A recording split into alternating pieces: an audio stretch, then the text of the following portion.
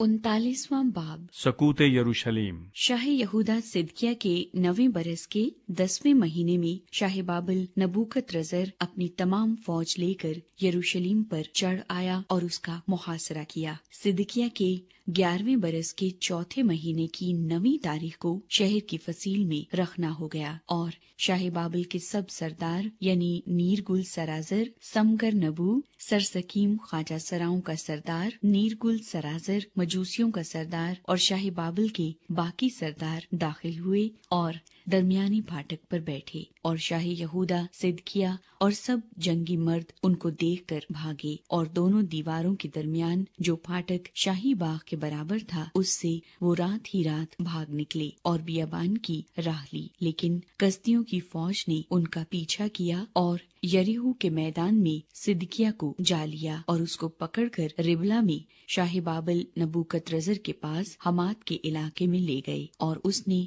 उस पर फतवा दिया और शाह बाबिल ने सिदकिया के बेटों को रिबला में उसकी आंखों के सामने ज़िबा किया और यहूदा के सब शुरफा को भी कत्ल किया और उसने सिदकिया की आंखें निकाल डाली और बाबिल को ले जाने के लिए उसे जंजीरों से जकड़ा और कसदियों ने शाही महल को और लोगों के घरों को आग से जला दिया और यरूशलेम की फसील को गिरा दिया। इसके बाद जलोदारों का सरदार नबूजरादान बाकी लोगों को जो शहर में रह गए थे और उनको जो उसकी तरफ होकर उसके पास भाग आए थे यानी कौम के सब बाकी लोगों को असीर करके बाबिल को ले गया। पर कौम के मस्कीनों को जिनके पास कुछ न था जलोदारों के सरदार नबूजरादान ने यहूदा के मुल्क में रहने दिया और उसी वक्त उनको ताकिस्तान और खेत बख्शे। यर्मिया की रिहाई। और शाह बाबिल नबूकदनेस्सर ने यर्मिया की बाबत जलोदारों के सरदार नबूजरादान को ताकीद करके यूं कहा कि उसे लेकर उस पर खूब निगाह रख और उसे कुछ दुख न दे,